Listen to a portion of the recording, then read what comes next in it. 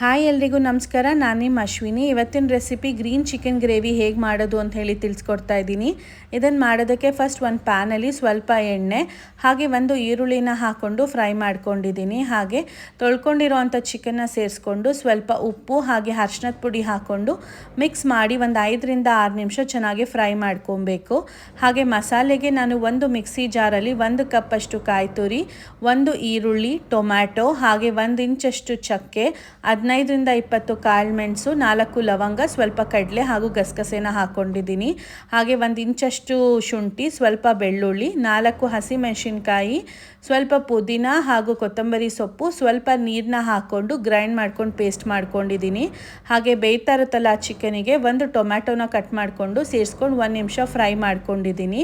ಹಾಗೆ ರುಬ್ಕೊಂಡಿರೋವಂಥ ಮಸಾಲಾನ ಇದಕ್ಕೆ ಹಾಕ್ಕೊಂಡು ಇದನ್ನು ಹಸಿ ವಾಸನೆ ಹೋಗೋವರೆಗೂ ಫ್ರೈ ಮಾಡ್ಕೊಬೇಕು, ಅರೌಂಡ್ 5 to 6 ಮಿನಿಟ್ಸ್. ಹಾಗೆ ನಾನು ಇದಕ್ಕೆ 1 ಟೇಬಲ್ ಸ್ಪೂನ್ ಅಷ್ಟು ಧನಿಯಾ ಪೌಡರ್ ಹಾಗೂ ಚಿಲ್ಲಿ ಪೌಡರ್ನ ಹಾಕ್ಕೊಂಡು ಚೆನ್ನಾಗಿ ಮಿಕ್ಸ್ ಮಾಡ್ಕೊಂಡಿದ್ದೀನಿ.